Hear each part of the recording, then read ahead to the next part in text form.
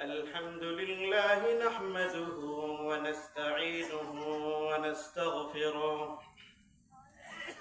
ونعوذ بالله من شرور أنفسنا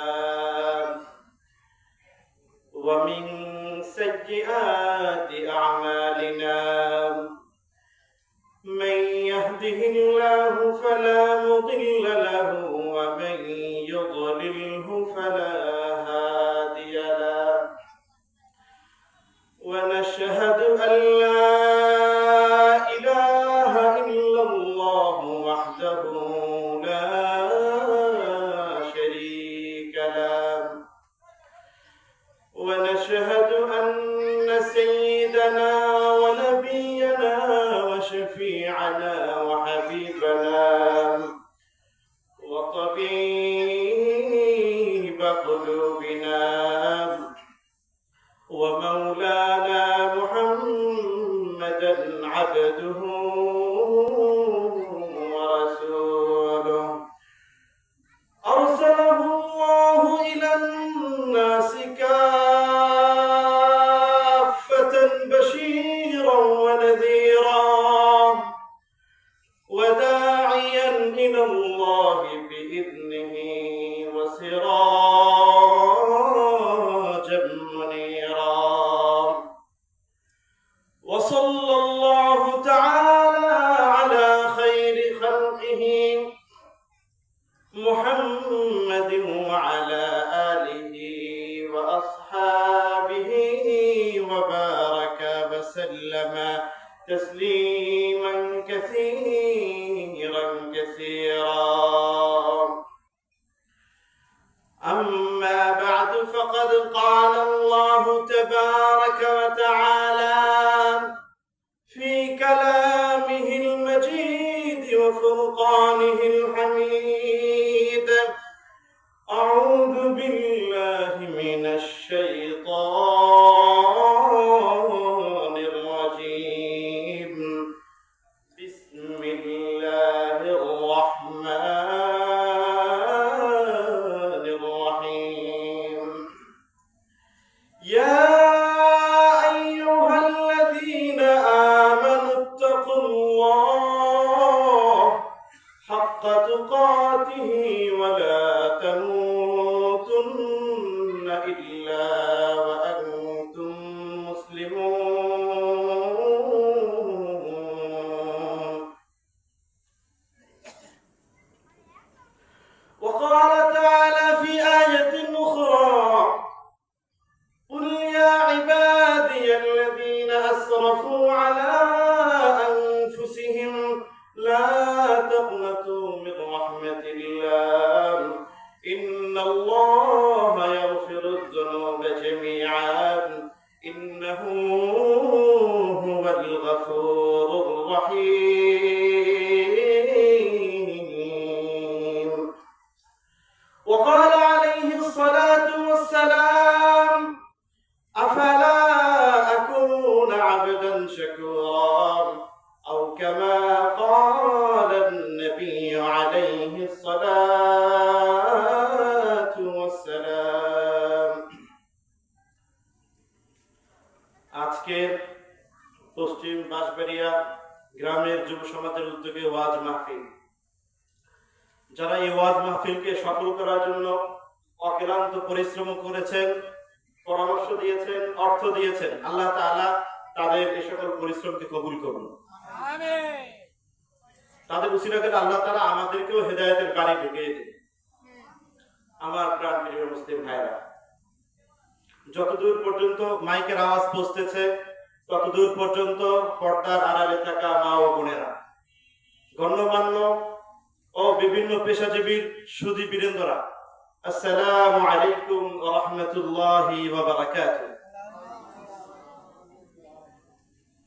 লাখো কোটি শুকর সুজুদ আদায় করছি মহান রব্বুল আলামিনের দরবারে শত শত দুরূদ সালাম বর্ষিত হোক আকায়ে তাজদার সরকারে দু আলম সৈয়দ আলম তাজদার মদিনা प्यारा नबी जनाबे मुहम्मदुर रसूलुल्लाह सल्लल्लाहु अलैहि वसल्लमेर উপর আমরা সবাই একবার রাহমাতুল লিল আলামিন প্যারা নবী সাল্লাল্লাহু আলাইহি ওয়াসাল্লামের শানে একবার দুরূদ শরীফ পড়ি। আল্লাহুম্মা সাল্লি আলা মুহাম্মাদিন ওয়া আলা আলি মুহাম্মাদ কামা সাল্লাইতা আলা ইব্রাহিম ওয়া আলা আলি ইব্রাহিম ইন্নাকা হামিদুম মাজিদ। আল্লাহুম্মা বারিক আলা মুহাম্মাদ وعلى آل محمد كما باركت على إبراهيم وعلى آل إبراهيم إنك حميد مجيد। কি ঘুম আসতেছে নাকি আমার আপনাদের? তাহলে একবার দূরে সরে দুরূদ শরীফ পড়বেন আল্লাহ রাসূলের মহব্বতে। আপনাদের মহব্বত মনে হয় একটু কম, একটু চিল্লাই বলেন দুরূদ শরীফ। আল্লাহুম্মা সাল্লি আলা মুহাম্মাদিন ওয়া আলা আলি মুহাম্মাদ কামা সাল্লাইতা আলা ইব্রাহিম ওয়া আলা আলি ইব্রাহিম ইন্নাকা হামিদুম মাজিদ। اللهم بارك على محمد وعلى آل محمد كما باركت على إبراهيم وعلى آل إبراهيم إنك حميد مجيد। নবীজির মহব্বত আমাদের হৃদয়ের গভীরে ঢুকাতে হবে। যখন নবীজির মহব্বত আমাদের হৃদয়ের গভীরে ঢুকে যাবে তখন রাসূল সাল্লাল্লাহু আলাইহি ওয়াসাল্লামের শানে দুরূদ শরীফ এমন চিল্লিয়ে বলবে তামাম পৃথিবীর আসমান থেকে জমিন পর্যন্ত এমন কোন মাখলুকাত থাকবে না যার কানে আওয়াজ পৌঁছবে না। ঠিক কিনা বলুন? আমি প্রথমেই মহান রব্বুল আলামিন এর মহাগ্রন্থ আল কোরআন কারীম থেকে কয়েকটা আয়াত তেলাওয়াত করেছি। প্রথমে যে আয়াতটি তেলাওয়াত করেছি সেখানে আল্লাহ তাআলা একটি বিষয়কে খুব গুরুত্ব সহকারে বলেছেন, সেটা হলো তাকওয়া। কি সম্পর্কে বলেছেন? তাকওয়া। তাকওয়া আপনারা চিনেন? তাকওয়া কাকে বলা হয়? তাকওয়া, তাকওয়া যার হৃদয়ে আল্লাহর তাকওয়া থাকবে তাকে বলা হয় তাকওয়া ওয়ালা। তাকে কি বলা হয়? আল্লাহ বলছেন ইয়া আইয়ুহাল্লাযীনা আমানুত্তাকুল্লাহা হাক্কা তুকাতিহি ওয়া লা তামুতুন্না ইল্লা ওয়া আনতুম মুসলিমুন। ও দুনিয়ার ঈমানদাররা, ও দুনিয়ার মুসলমানরা, তোমাদের জীবনটাকে তাকওয়াওয়ালা জীবন বানাও, তোমাদের জীবনটাকে তাকওয়াওয়ালা জীবন বানাও।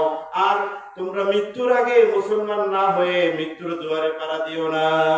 তাহলে আল্লাহ তাআলা বলেছেন তাকওয়াওয়ালা জীবন বানাতে। কি বলেছেন? তাকওয়াওয়ালা জীবন। আমি তাকওয়া সম্পর্কে দু একটি কথা আপনাদের সামনে উপস্থাপন করব ইনশাআল্লাহ। তাকওয়া সম্পর্কে হযরতে আব্দুল্লাহ ইবনে ওমর রাদিয়াল্লাহু আনহুকে জিজ্ঞাসা করা হয়েছিল। কাকে জিজ্ঞাসা করা হয়েছিল? হযরতে আব্দুল্লাহ ইবনে ওমর।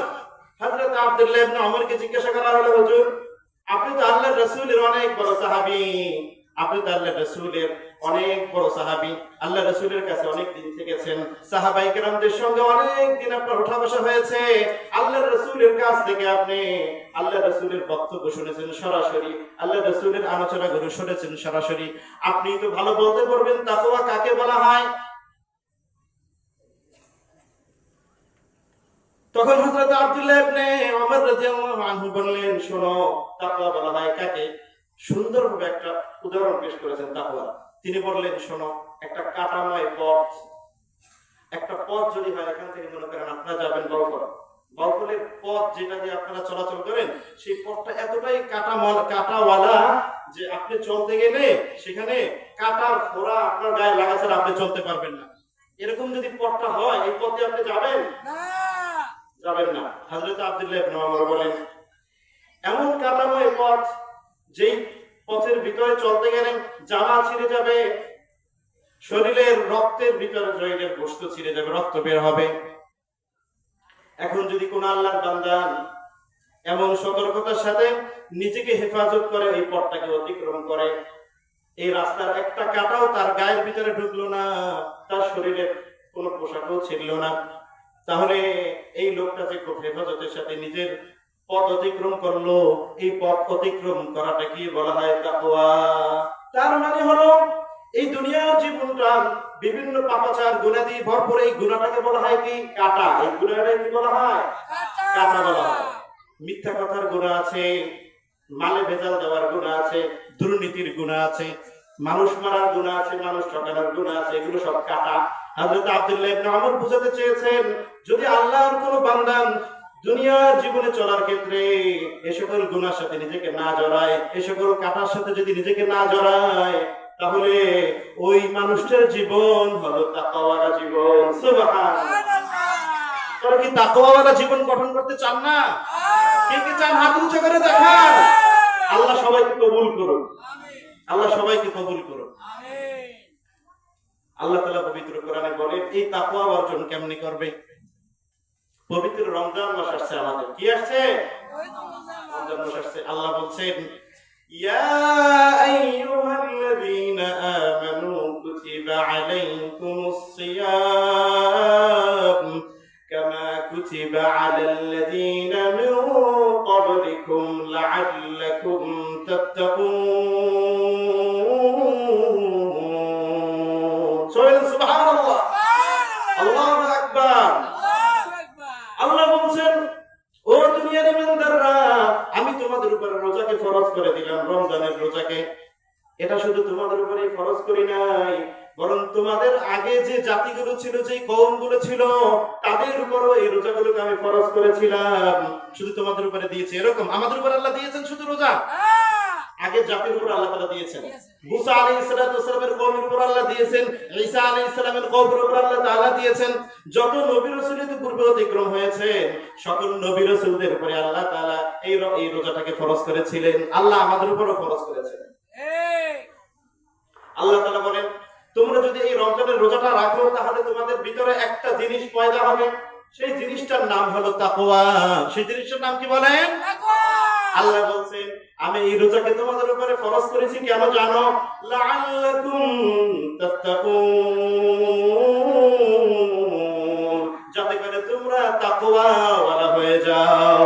তাহলে আমরা তাকওয়াওয়ালা হইতে রাজি আছি কিনা? যদি রমজানের রোজা রাখি আমরা, তাহলে আমরা তাকওয়াওয়ালা হয়ে যাব, তাই না? তাকওয়াওয়ালা হব কিনা? তাকওয়াওয়ালা হব।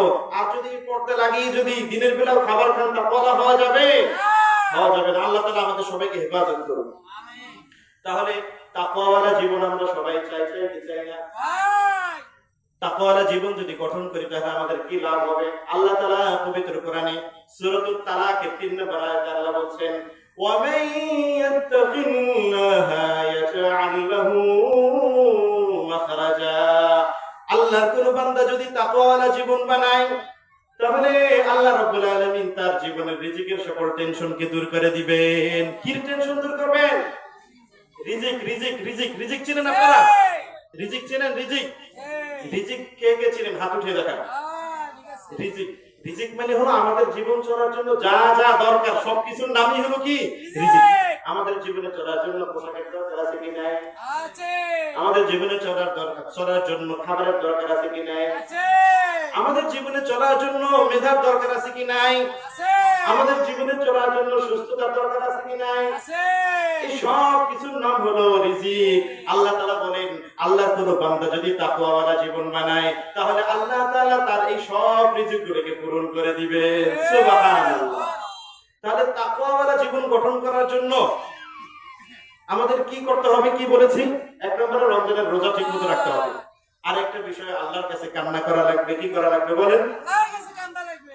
কাঁদতে হবে, কাঁদতে হবে, চোখের পানি ঝরাতে হবে। হযরতে মুসা আলাইহিস সালাতু ওয়াস সালামের একটা ঘটনা আপনাদেরকে শোনাই। হযরতে মুসা আলাইহিস সালাতু ওয়াস সালাম আল্লাহর সঙ্গে কথা বলার জন্য যাবেন। যাওয়ার পথে রাস্তার পাশে একটা পাথরের দিকে তাকিয়ে দেখলেন পাথরটা কান্না করছে। কি কান্না করছে? পাথর, পাথর না মানুষ, পাথর কান্না করছে। এত জোরে জোরে সেই পাথরের কান্নার আওয়াজ হযরত মুসা আলাইহিস সালাতু ওয়াস সালামের কানে বাজলো, পাথরের কান্নার আওয়াজ। হযরতে মুসা আলাইহিস সালাতু ওয়াস সালাম এই পাথরের কাছে গেলেন, জিজ্ঞাসা করলেন, হে আল্লাহর সৃষ্টি, আল্লাহর মাখলুক পাথর, তুমি কেন কান্না করছো? তোমার কি দুঃখ আছে আমার কাছে বলো, আমি আল্লাহর সঙ্গে কথা বলবো। হযরত মুসা আলাইহিস সালাতু ওয়াস সালামকে বলা হয় কালিমুল্লাহ। কি বলা হয়? কালিমুল্লাহ মানে হলো যে আল্লাহর সঙ্গে কথা বলে বেশি বেশি। এই জন্য হযরত মুসা আলাইহিস সালাতু ওয়াস সালাম যে কোনো প্রয়োজনের ভিতরে পড়তেন, যে কোনো সমস্যায় পড়তেন, সঙ্গে সঙ্গে আল্লাহর সঙ্গে কথা বলে তার সমাধান করে নিতেন।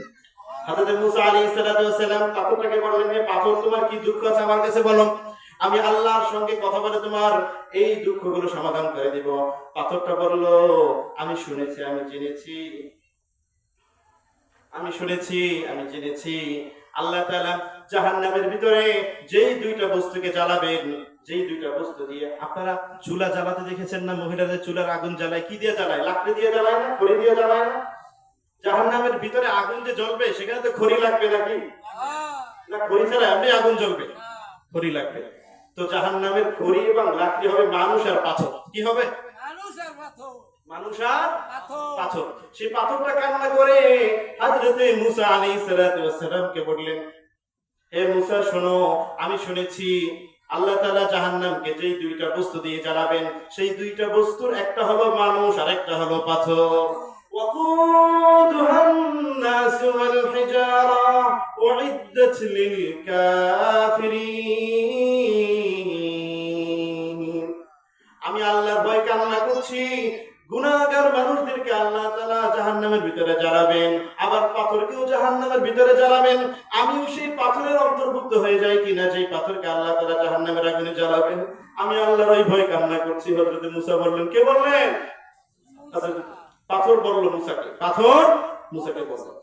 হযরত মুসা আলাইহিস সালাম পাথরকে অভয় দিলেন, সান্ত্বনা করলেন, বললেন, হে পাথর, আল্লাহর মাখলুক, শোনো, আমি আল্লাহর পয়গম্বর, আমি আল্লাহর নবী মুসা, আমি আল্লাহর সঙ্গে কথা বলার জন্য রওনা করেছি।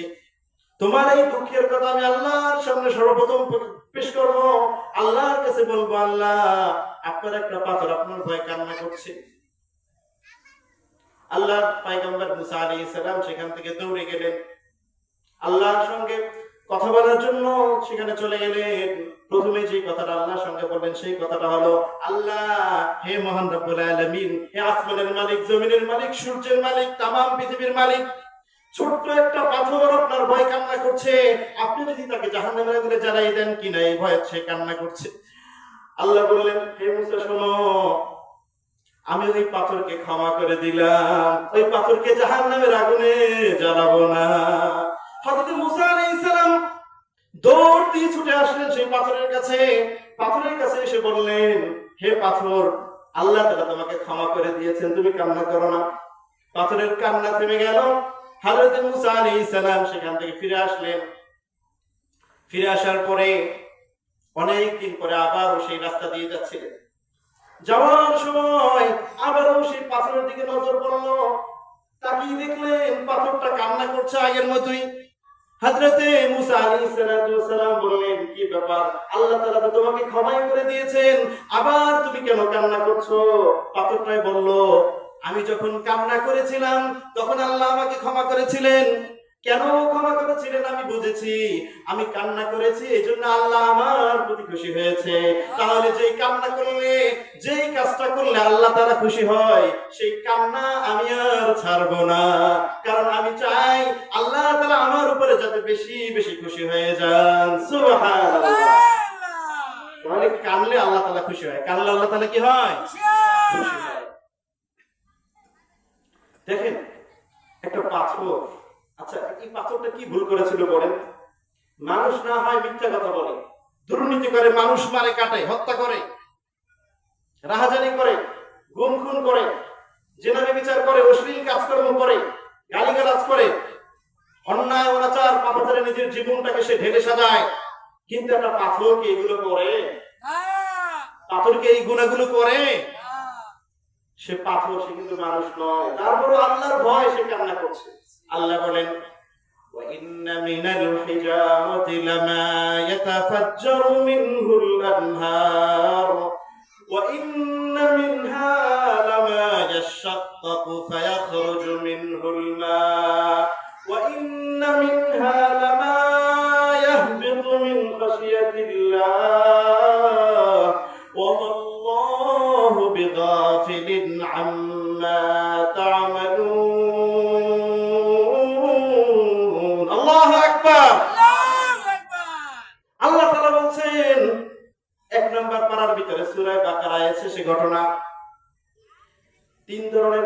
দুনিয়ায় কয় ধরনের পাথর? কিছু পাথর আছে যে পাথরটা ফেটে ঝর্ণা প্রবাহিত হয় আল্লাহর ভয়। কিসের ভয়? পাথর দেখেছেন? পাথরের পাহাড় দেখেছেন আপনারা কেউ? পাথরের পাহাড় আছে না, পাথরের পাহাড় থেকে ঝর্ণা পড়ে, ঝর্ণার পানি বিস্তারিত করতে থাকে। কেন জানেন? সেই পাথরটা আল্লাহর ভয় কেঁদে ফেলেছে, এই জন্য তার থেকে ঝর্ণা প্রবাহিত হয়। আল্লাহ বলছেন আবার এমন কিছু পাথর আছে যে পাথরটা আল্লাহর ভয় ফেটে যায়। আবার এমন কিছু পাথর আছে যে পাথরটা আল্লাহর ভয় খসে খসে নিচে পড়ে যায়। তাহলে পাথরও আল্লাহর ভয় কান্না করে। একটা পাথর সে কি গুনাহ করে তারপর আল্লাহর ভয় কান্না? আমাদের হৃদয় কেমন শক্ত হয়ে গেল, পাথরের জন্য পাষাণ্ড হয়ে গেল, আল্লাহর ভয় একটু কান্না আসে না। কান্না না আসলেও কান্নার ভান করবো। কি করবো? শেষ রজনীতে, শেষ রজনী মানে রাত 3টা-4টা বাজে, তাহাজ্জুদের সময়। কোন সময়? তাহাজ্জুদের সময়। তখন আল্লাহ তাআলা তামাম পৃথিবীর মানুষদেরকে ডাকেন আর বলেন আলা মিন মুস্তাগফিরিন ফাগফির লাহু আলা মিন মুস্তারজিকিন ফারযুক লাহু আলা কাযা হাত্তা তাতলুআল ফাজর। মুসলিম শরীফের রিওয়ায়াত, মুসলিম শরীফের মাঝে হাদিসটি এসেছে। আল্লাহ রাসূল বলেন শেষ রজনীতে আল্লাহ রাব্বুল আলামিন তামাম পৃথিবীর মানুষদেরকে ডাকেন আর বলেন ও দুনিয়ার মানুষ, তোমাদের কার কি প্রয়োজন আছে আমার কাছে বলো। টাকা নাই, টাকার প্রয়োজনের কথা আমার কাছে বলো, আমি টাকার প্রয়োজন পূর্ণ করে দিব। অসুস্থ, সুস্থতার প্রয়োজন আছে আমার কাছে বলো, আমি সুস্থতা পূর্ণ করে দিব। শিক্ষার্থী, ছাত্র, লেখাপড়া কম বুঝে আসে, মেধা কম, মেধার কথা আমার কাছে বলো, আমি তোমাকে মেধা বাড়িয়ে দিব। এরকম ভাবে আল্লাহ রাব্বুল আলামিন এক একজনকে ডাকেন আর বলেন কার কি প্রয়োজন আছে দুনিয়ার মানুষ আমার কাছে বলো, আমি তোমার সকল প্রয়োজনকে পূর্ণ করে দিব। এটা কখন বলেন আল্লাহ তাআলা? কখন বলেন? শেষ রাত্রে। শেষ রাত্রে যখন মানুষ ঘুমায়, যখন মানুষ কি করে? ঘুমায়। এখন তো বিশাল বড় এক ভাইরাস সারা দেশব্যাপী ছড়িয়ে পড়েছে। মোবাইলের পিছনে সময় দিতে দিতে রাত 2টা-3টা পর্যন্ত মোবাইল টিপতে টিপতে এরপরে যখন ঘুমায় তখনই আল্লাহ পাক ডাকে। আল্লাহ পাকের ডাকে সাড়া দেয় না। আল্লাহ পাকের ডাকের কি করে না? সাড়া দেয় না।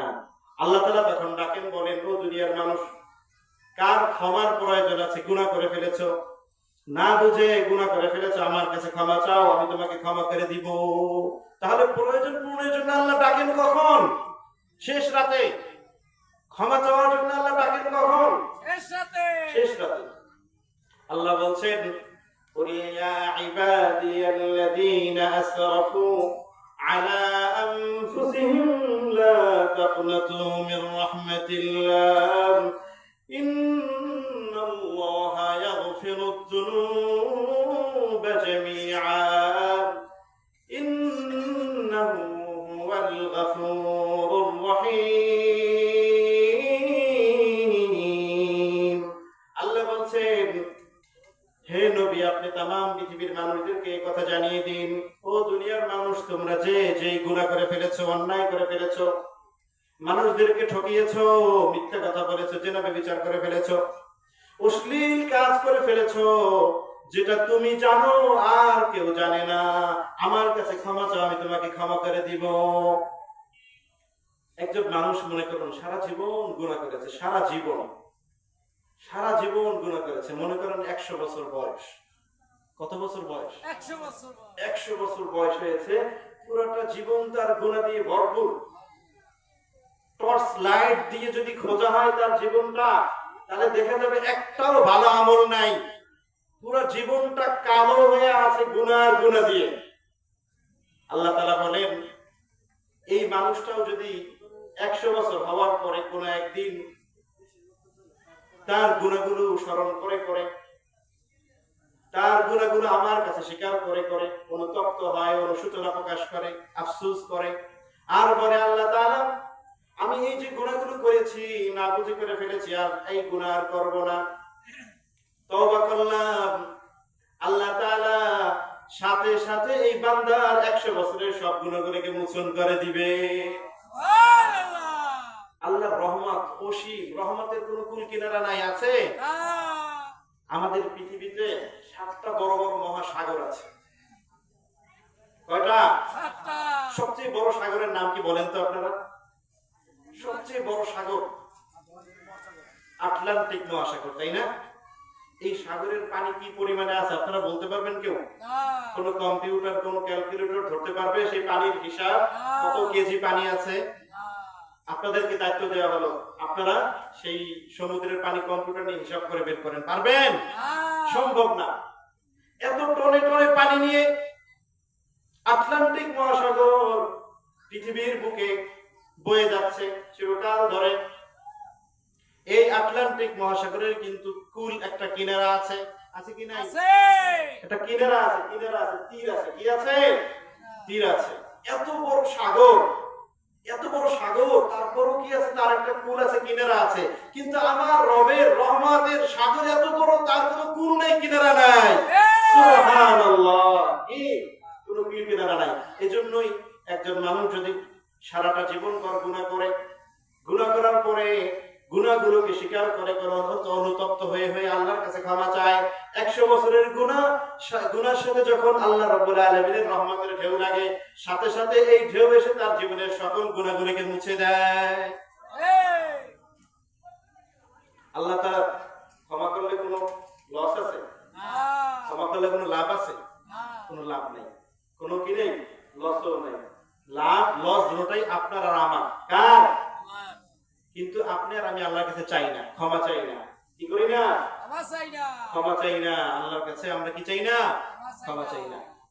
দুনিয়ার কোন দরবার, কোন মানুষের কাছে যদি আপনি আপনার একটা প্রয়োজনকে তুলে ধরেন, কোন একটা জিনিস আপনার দরকার, আপনার কোন আত্মীয় অথবা কোন পরিচিত মানুষের ঘরে যে চেয়েছেন, বলছেন আমাকে এটা দাও, সে মুখ কালো করে হলেও কিন্তু ওরা প্রথমবার আপনাকে দিবে, কি দিবে না? দিবে।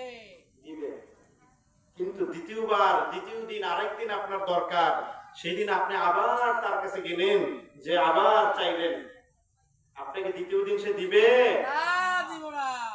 দিতেও পারে, মন কালো করে হলে, মন খারাপ করে হলেও দিতেও কি পারে। কিন্তু তৃতীয়বার গেলে কি সে দিবে? ধমক দিবে, তুই বারবার আমার কাছে আসিস, কি ওই ঘরে যা, অন্য ঘরে যাই, চা, আমার কাছে যাইস না। তোর না একবার দিলাম, দুইবার দিলাম, নারাজ হয়ে যায়। মানুষ কি হয়ে যায়? মানুষের কাছে চাইলে মানুষ কি হয়?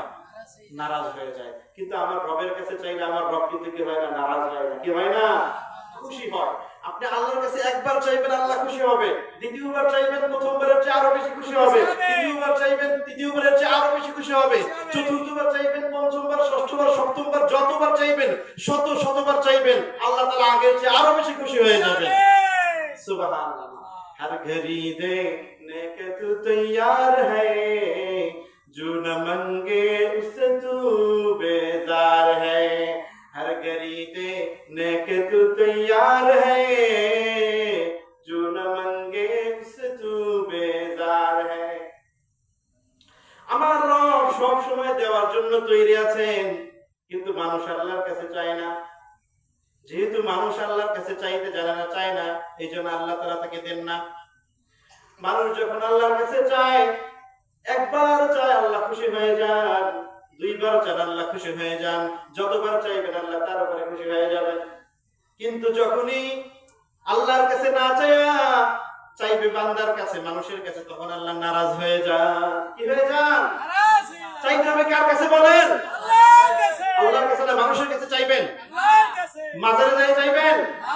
সেই মাজারে যেয়ে চাইবেন, সেই মাজারের ভিতরে যে শুয়ে আছে সেও তো আল্লাহর কাছে চায়। তাহলে আপনি তার কাছে কেন যাবেন? ডাইরেক্ট আল্লাহর কাছে যাবেন। কার কাছে? সবাই যার কাছে চায়, আমিও তার কাছে যাবো। মাধ্যম নেব না। কারো মাধ্যম কি? সরাসরি আল্লাহর সাথে সম্পর্ক। আল্লাহ এটা পছন্দ করেন। আল্লাহ তাআলা কারো মাধ্যম ছাড়া ডাইরেক্ট আল্লাহর কাছে চাওয়া, এটা আল্লাহ তাআলা বেশি পছন্দ করেন। এজন্য আল্লাহ তাআলা বলেন, قل يا عبادي الذين أسرفوا على أنفسهم لا تقنطوا من رحمة الله। একাত আল্লাহ তাআলা বলছেন, হে নবী, মানুষ যখন আপনার কাছে আমার কথা জিজ্ঞাসা করবে, যখন আপনার কাছে মানুষ বলবে আল্লাহ কি আমার কথা শোনে, আল্লাহ কি আমার কথা শোনে, তখন আপনি মানুষদেরকে খুব সহজে বলবেন, আল্লাহ তোমাদের কথা শোনেন না, মানে আল্লাহ তাআলা তোমাদের সঙ্গে আছেন। আল্লাহ তাআলা তোমাদের কি আছেন? সঙ্গে আছেন। তাহলে আল্লাহ তো আমার সঙ্গে থেকে আমি মানুষের কাছে কেন যাবো? সরাসরি কার কাছে যাবো? আল্লাহর কাছে। হাত উঁচু করে দেখেন, কার কাছে চাইবেন? কার কাছে চাইবেন? আল্লাহর কাছে চাইবেন। আমাদের এখানে একটা রগ আছে, কি আছে? রগ আছে। এই যে দেখেন, সবাই দেখেন, এখানে রগ আছে না? এই রগটা আমাদের এই গলার যতটা কাছে, তার চেয়েও বেশি কাছে আল্লাহ আমাদের। তাহলে আমরা মানুষের কাছে কেন চাইবো? আল্লাহর কাছে চাইবো। এত নিকটবর্তী তিনি, এত নিকটতম তিনি।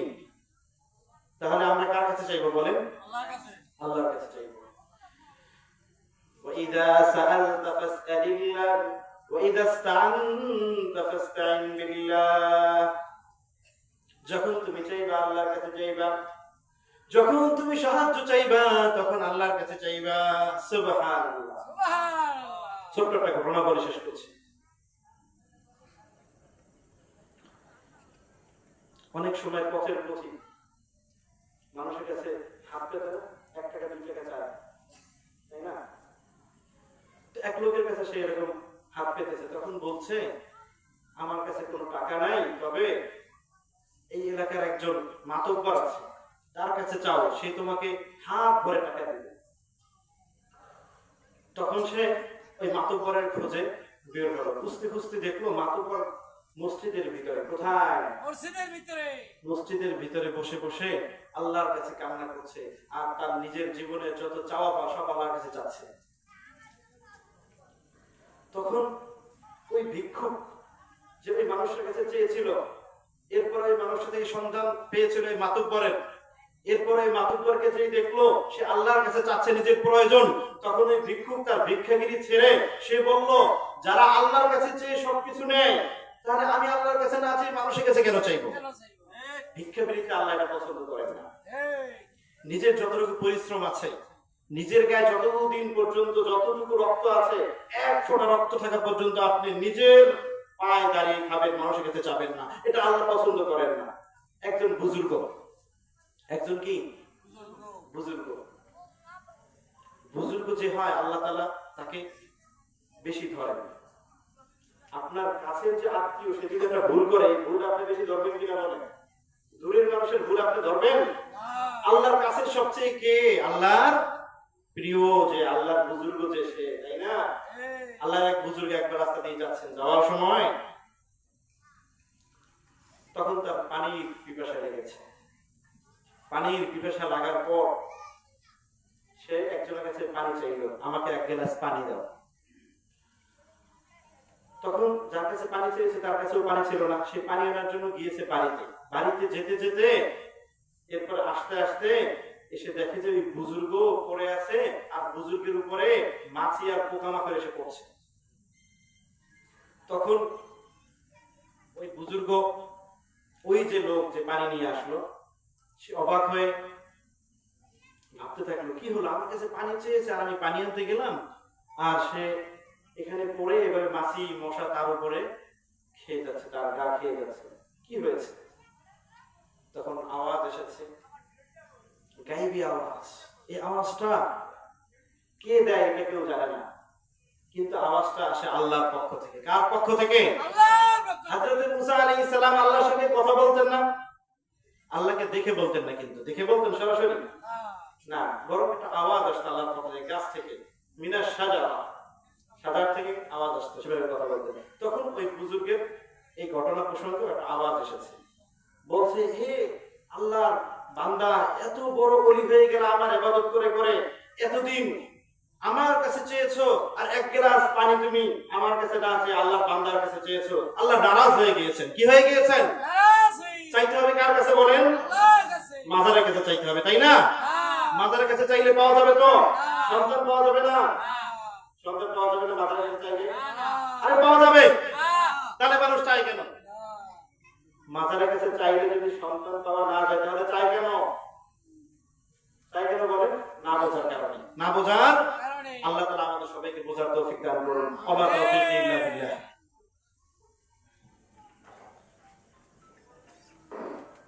অসংখ্য শুকরিয়া আজকে আমাদের বিশেষ বক্তা